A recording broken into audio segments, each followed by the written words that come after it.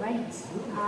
I don't really know how I'm going to go after that, but I'm going to do my best.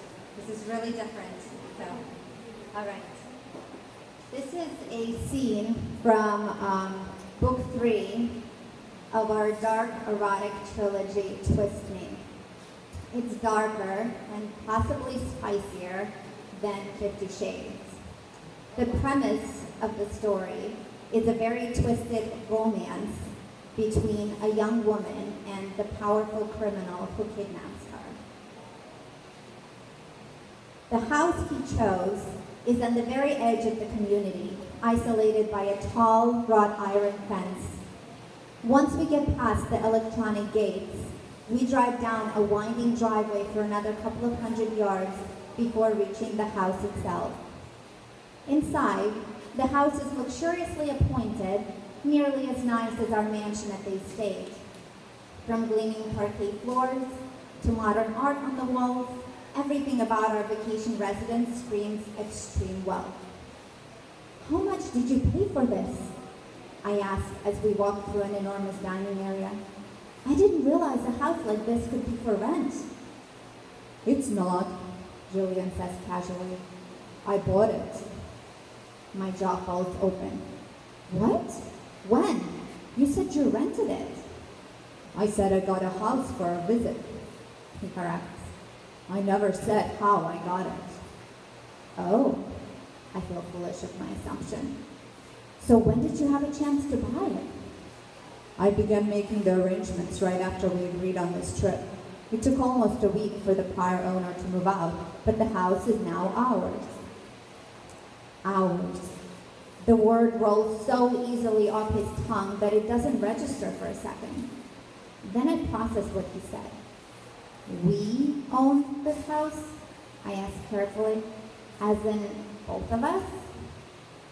"Technically, one of our shell corporations owns it, but I made you a 50% shareholder in that corporation, so yes, we own it," Julian says as we enter a spacious bedroom with a 4-poster bed. "Julian," stepping in front of the bed, I look up at him. "Why did you do this? I mean, the trust fund was more than enough." "Because you belong to me." He steps closer, a familiar heat igniting in his gaze as he reaches for the buttons of my dress. His fingers brush against my naked skin. "Because I want to take care of you, spoil you, make sure you'll never want for anything in your life." Despite his tender words, his eyes gleam darker as he finishes unbuttoning the dress and lets it fall to the floor. "Any other questions, my pet?" I shake my head, staring up at him. I'm now wearing only a blue thong and a matching bra, and the way he's looking at me reminds me of a hungry lion about to pounce on a gazelle. He may want to take care of me, but at this particular moment, he also wants to devour me. "Good." His voice is a deep, menacing purr. "Now turn around." My pulse quickening in nervous anticipation, I do as he says. Even though I crave the darkness now, there's a tiny instinctual curl of fear in my belly. Julian has always been unpredictable. For all I know, the domesticity of this evening reawakened his sadistic desires, unleashing the demon he's kept in check these recent weeks. A warm, treacherous throb begins between my thighs at the thought. As I stand there, I hear a quiet rustling, and then a soft cloth covers my eyes. I blindfold, I realize, holding my breath. Deprived of my vision, I feel infinitely more vulnerable. My right hand twitches with the sudden urge to lift my arm and tear off the piece of cloth. "Oh, no, you don't." Julian catches my arm, his fingers like steel cuffs on my wrist. Leaning down, he whispers in my ear, "Who said you could do that, my pet?" I shiver at the heat of his breath. "Quiet." His command vibrates through me, adding to the heated pulsing between my legs. "I will tell you when to speak." Releasing my wrist, he pushes me forward, causing me to stumble and land face down on the bed. "Don't move," he orders, stepping closer. I obey, hardly breathing as he runs his hands over me, starting with my shoulders and ending with my thighs. His touch is gentle, yet somehow invasive, like that of a stranger. Or maybe it just feels that way because of the blindfold. I can sense him behind me, but I can't see anything, and he's touching me like he would an object, doing with me whatever he pleases. I can feel the calluses on his large, warm palms, and the memory of our first time together flashes through my mind, making my belly tighten with anxiety and darkening.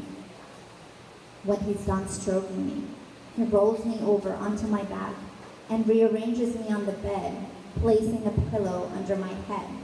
Then he grabs my arm, and I feel him looping a rough textured rope around my wrist. He secures the other end of that rope to what I can only assume is one of the bedposts. After that, he walks around the bed and does the same with my other arm. I'm left lying there like some kind of a sexual sacrifice, my arms stretched out diagonally and the blindfold still covering my eyes. I'm even more helpless than usual, and that fact both alarms and thrills me, like most of my interactions with Julian. For other couples, this is only pretend, but for us, it's as real as it gets. I don't have the option to say no. Julian will take me whether I want it or not, and perversely, that knowledge deepens the needy ache in my sex. You're beautiful. His harsh whisper is accompanied by a feather-light brush of his fingers over the sensitive skin of my stomach. And all mine. Aren't you, my pet? Yes. My breathing turns uneven as his fingers approach the top of my thumb. Yes, all yours. The mattress dips as he climbs onto the bed and straddles my legs. The material of his jeans feels rough on my naked thighs, reminding me that he's still fully clothed. That's right. He leans down, the buttons of his shirt pressing into my stomach as he covers me with his hard, broad chest. His teeth graze over my earlobe, causing goose flesh to rise over my arms as he murmurs into my ear. Nobody will ever have you but me. I shudder. I suppress a shudder even as my core floods with liquid heat. From a different man, this would be just possessive pillow talk, but from Julian, it's both a threat and a statement of fact. If I were ever so foolish as to allow another man to touch me, Julian would kill him without a second thought. I don't want anyone but you.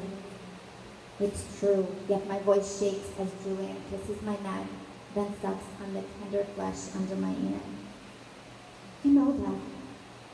He chuckles softly, the deep masculine sound reverberating through me. Yes, my pet, I do. He climbs off me, and I sense him moving to the foot of the bed. When he catches my right ankle, I know why. He's going to tie my legs as well. The rope is looped around my ankle as I lie there, my heart racing. Julian rarely restrains himself thoroughly. He doesn't have to. Even if I were inclined to fight, he's strong enough to control me without ropes and chains. Of course, I'm not inclined to fight. Not when I know what he's capable of, what he's willing to do to possess me.